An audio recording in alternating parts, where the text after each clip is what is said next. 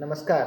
महात्मा गांधी विद्या मंदिर संचलित KBH माध्यमिक व उच्च माध्यमिक विद्यालय वडील तालुका मालेगाव जिल्हा नाशिक येथून मी प्राध्यापक जानगर DB अर्थशास्त्र विषयातील भारतातील नाणे बाजार व भांडवल बाजार money market and capital market in India ह्या इयत्ता 12वीच्या पाठामधील मागच्या 2 व्हिडिओमध्ये आपण भारतातील वित्त प्रणाली, त्याच्यात भारतीय बाजारपेठेतील नाणे बाजार आणि भांडवल बाजार या 2 भिन्न बाजारपेठांचा आपण अभ्यास केला आहे. त्याच्यानंतर भारतीय नाणे बाजाराचा अर्थ आपण समजून घेतला. त्याच्यानंतर भारतीय नाणे बाजाराची संरचना आपण या ठिकाणी पाहिली.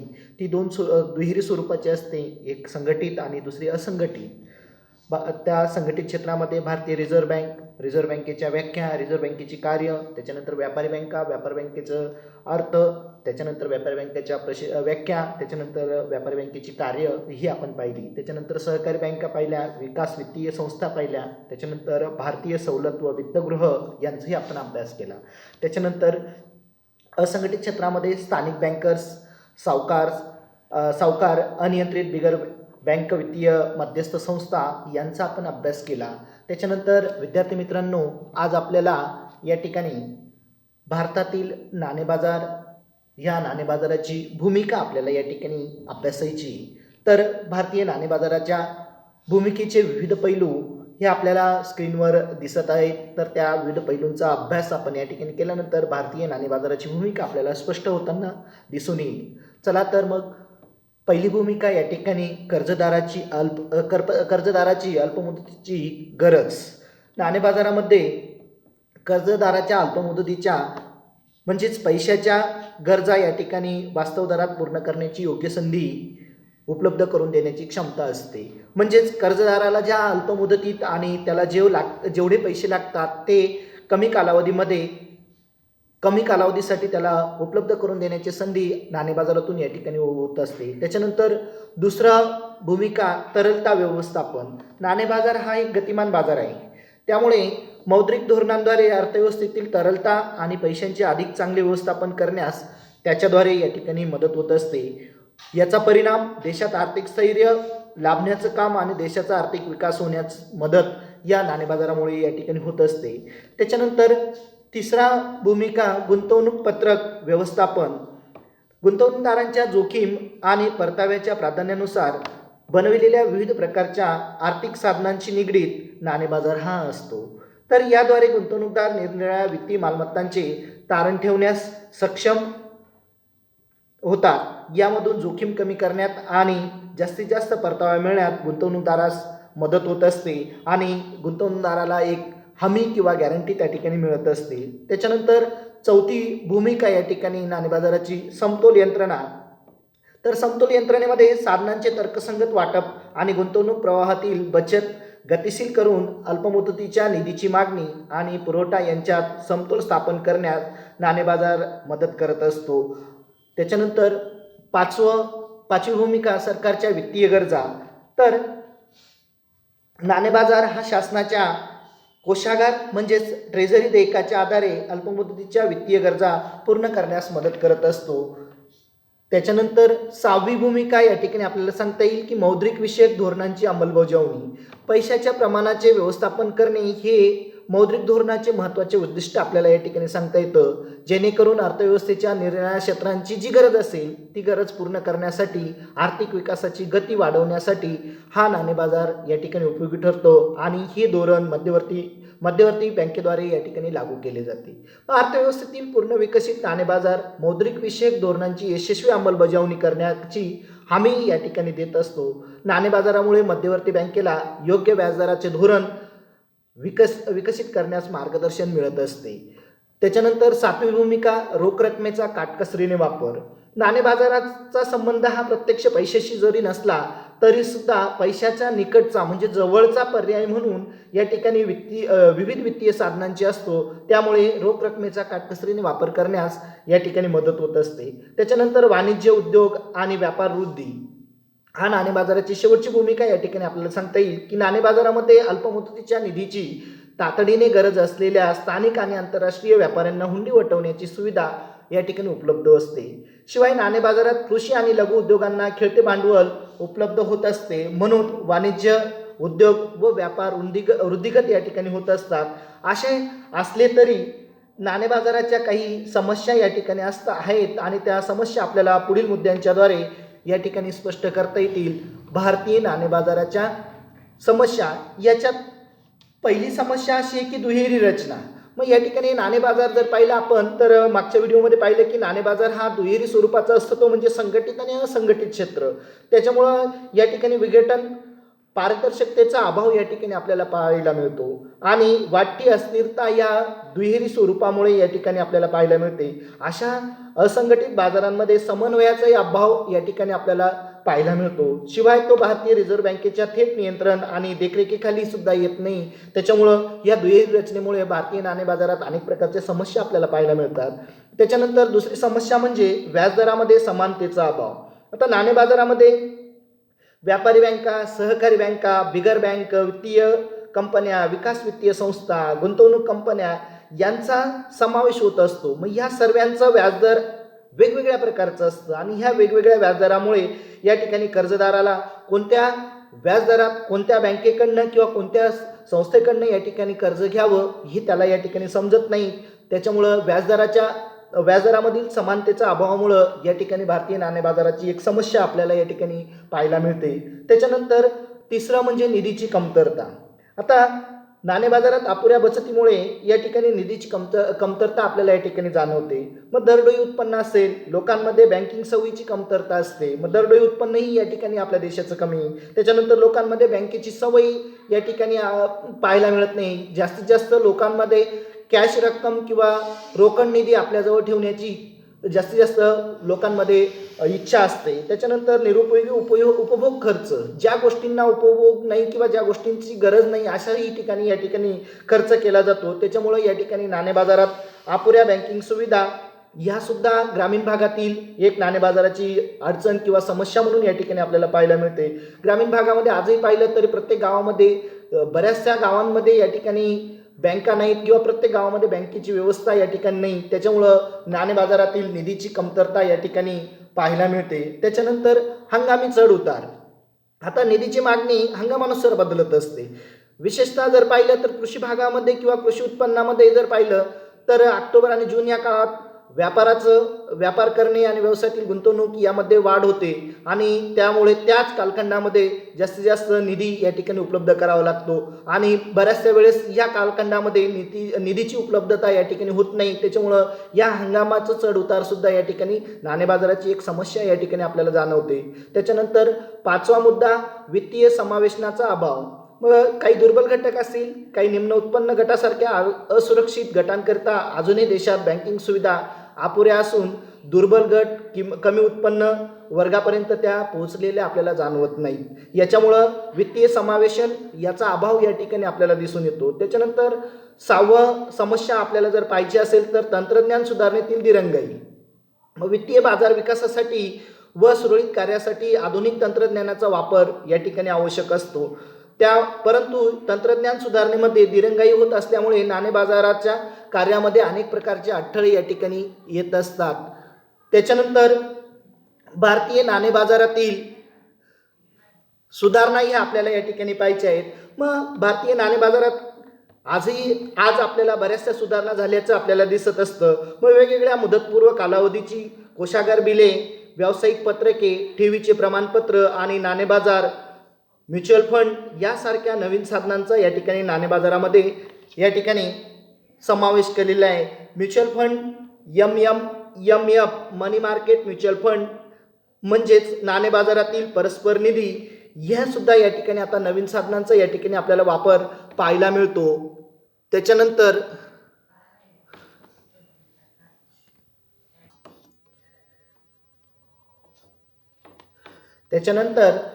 आपण नाणे बाजारातील ज्या सुधारणा पाहतोय त्याच्यामध्ये तरलता समायोजन सुविधा, लिक्विडिटी ॲडजस्टमेंट फॅसिलिटी या अंतर्गत रिझर्व्ह बँक रेपो दर आणि रिझर्व्ह रेपो दर यांचा समावेश करण्यात आलेला आहे. त्याच्यानंतर व्याजदर मुख्यत्वे बाजार शक्तींनी निर्धारित केले जावेत असंही या ठिकाणी नवीन सुधारणांमध्ये सांगण्यात आलेले आहे. त्याच्यानंतर national electronic fund transfer NEFT आणि real time gross settlement RTGS या निधींच्या हस्तांतरणाच्या सुधारणासुद्धा करण्यात आलेली आहे. ऑनलाईन ट्रान्झॅक्शन करण्यासाठी NEFT आणि RTGS या साधनांचा या ठिकाणी वापर आता बँकेमध्ये या ठिकाणी केला जातोय.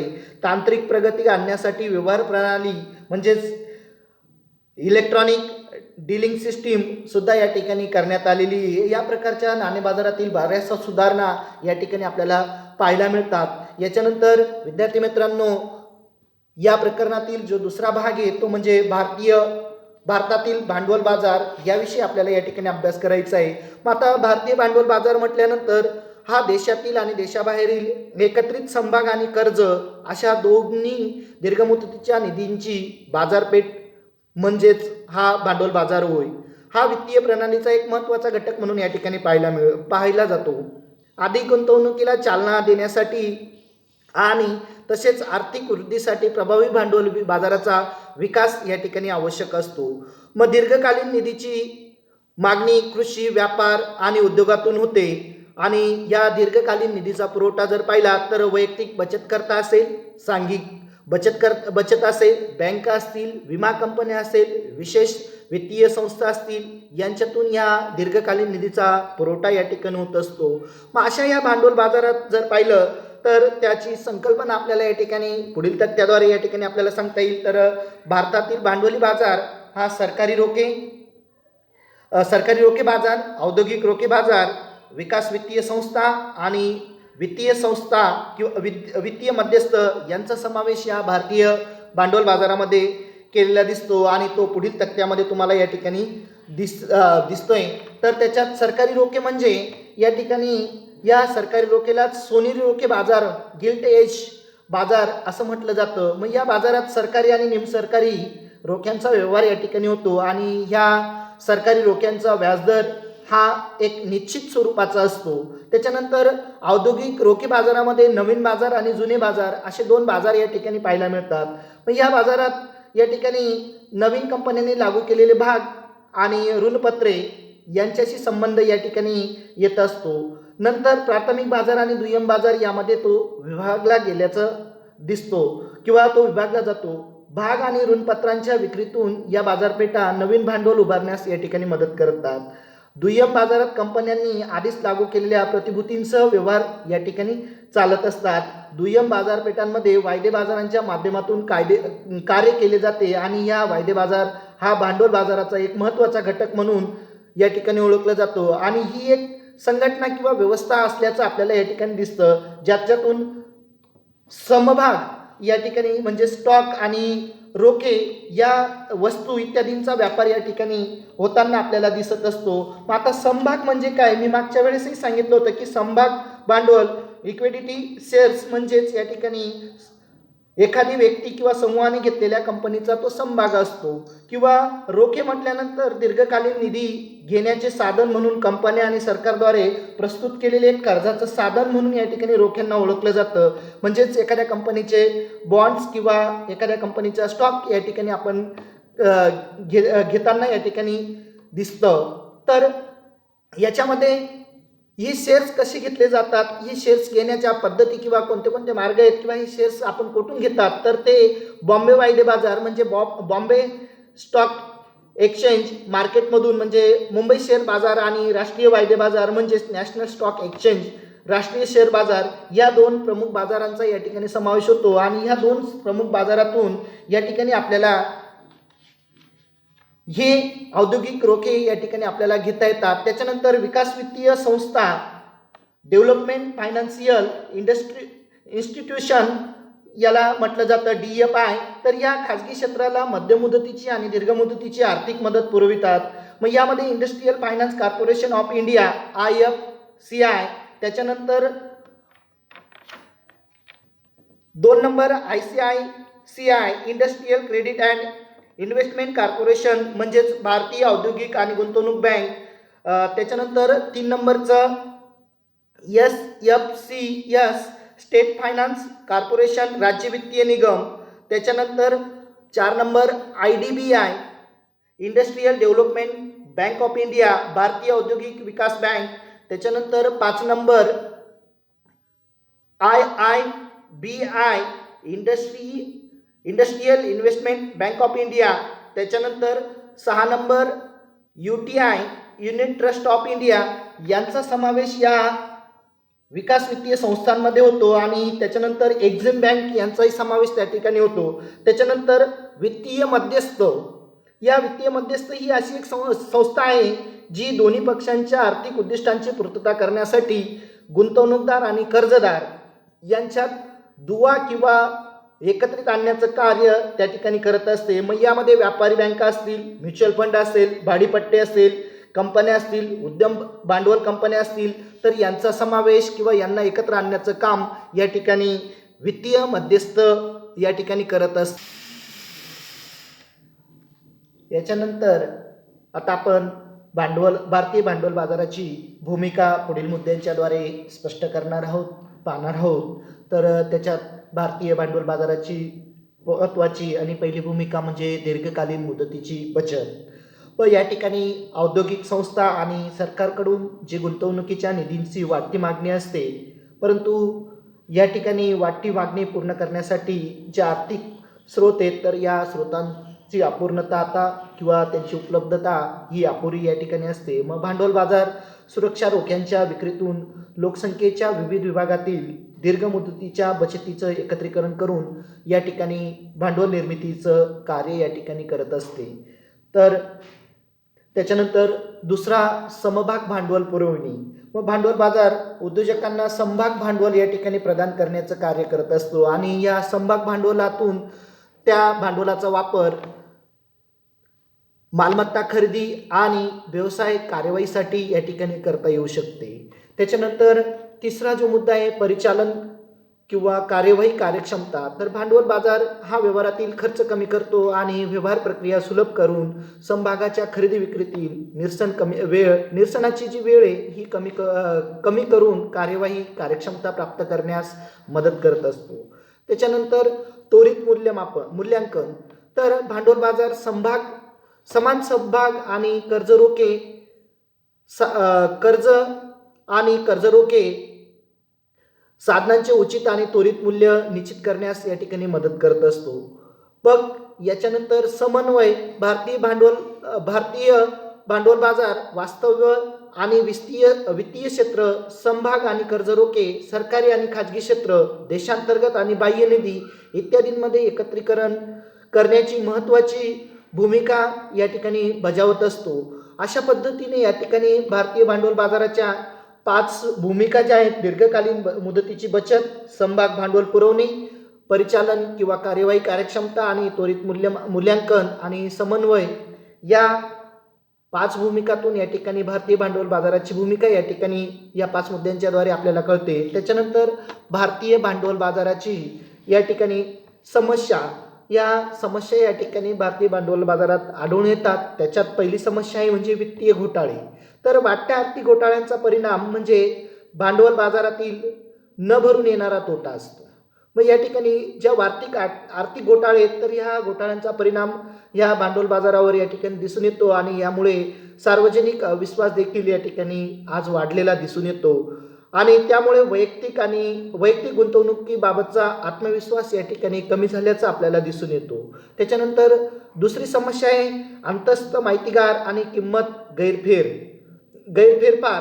तर कंपनीची गुप्त माहिती असल्याने एखाद्या व्यक्तीला वैयक्तिक लाभासाठी एखादा व्यक्ती अप्रकाशित माहितीची खरेदी विक्री या ठिकाणी करू शकतो किंवा करत असतो आणि गैरप्रकारे केलेली किंमत हाताळणी म्हणजे स्वतःच्या फायद्यासाठी काही व्यक्तींच्या मदतीने ही खरेदी विक्री या ठिकाणी करून भागाच्या किमती या ठिकाणी वाढवण्याचं काम या ठिकाणी केलं जाऊ शकतं.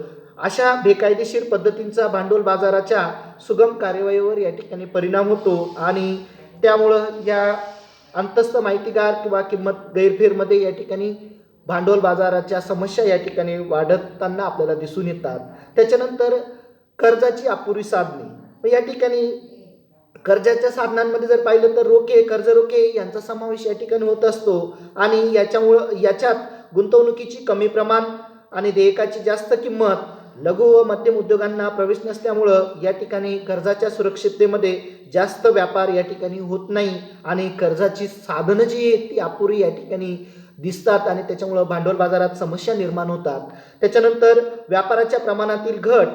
गुंतवणूकदारांना ऑनलाईन व्यवहाराची उपलब्धता व प्राधान्य असल्यामुळे प्रादेशिक शेअर बाजार जे आहेत तर या बाजारामध्ये व्यापाऱ्यांच्या प्रमाणात या ठिकाणी तीव्र घट किंवा त्या बाजाराकडे प्रादेशिक बाजारांकडे या ठिकाणी व्यापारी वर्ग वळत नाही. त्याचं कारण असं आहे की गुंतवणूकदार बॉम्बे वायदे बाजार म्हणजे आपल्याला Bombay BSE Bombay stock exchange किंवा नॅशनल वायदे बाजार म्हणजे नॅशनल स्टॉक एक्सचेंज राष्ट्रीय शेअर बाजाराकडे या ठिकाणी हे गुंतवणूकदार त्या ठिकाणी वळून जातात आणि व्यापाराच्या प्रमाणात किंवा प्रादेशिक व्यापारात या ठिकाणी घट या ठिकाणी दिसून येते. त्याच्यानंतर पाचवा जो मुद्दा आहे तो म्हणजे माहितीच्या कार्यक्षमतेचा अभाव. एखाद्या कंपनीच्या शेअर बाजारातील किमतींनी सध्याच्या किमतीमध्ये सर्व उपलब्ध माहिती समाविष्ट केली तर बाजार माहितीनुसार कार्यक्षम असल्याचे म्हटले जाते. पण प्रगत देशाच्या तुलनेत भारतातील शेअर बाजारात या माहितीची कार्यक्षमता या ठिकाणी कमी असते. कारण की सर्वच कंपन्यांचे शेअर बाजारातील ज्या सध्याच्या किमती आहेत त्या सध्याच्या किमती या ठिकाणी माहिती होत नाही आणि त्याच्यामुळं त्या कंपनीचे शेअर्स घेण्यामध्ये या ठिकाणी बरेचसे गुंतवणूकदार उत्सुक या ठिकाणी नसतात. अशा प्रकारे या ठिकाणी भांडवल बाजारातील समस्या आपल्याला या ठिकाणी दिसतात. त्याच्यानंतर भांडवल बाजारातील काही सुधारणा या ठिकाणी आपल्याला पाहिजे आहेत. त्या सुधारणा या ठिकाणी आपण पाहू आणि त्या बऱ्याचशा सुधारणा भारतीय भांडवल बाजारामध्ये आज आपल्याला पाहायला मिळतात. त्याच्यामध्ये भारतीय प्रतिभूती आणि विनिमय मंडळाची म्हणजे security exchange board of India या मंडळाची स्थापना 1988 मध्ये करण्यात आली आणि वैधानिक मान्यता त्या सेबीला म्हणजे सिक्युरिटी एक्सचेंज बोर्ड ऑफ इंडियाला 1992 मध्ये देण्यात आली. त्याच्यानंतर राष्ट्रीय शेअर बाजार नॅशनल स्टॉक एक्सचेंज या भारतातील अग्रगण्य स्टॉक एक्सचेंजची स्थापना 1992 मध्ये करण्यात आली.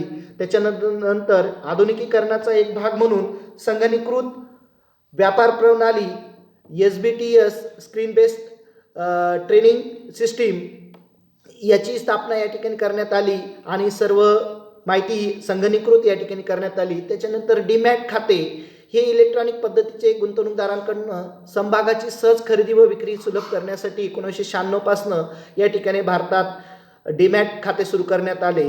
त्याच्यानंतर अमेरिकन ठेव पावती ADR अमेरिकन डिपॉझिटरी रिसिप्ट आणि जागतिक ठेव पावती ग्लोबल डिपॉझिटरी रिसिप्ट यांच्या माध्यमातून भारतीय कंपन्यांद्वारे जागतिक निधीमध्ये वाढीव प्रवेशास परवानगी देण्यात आली.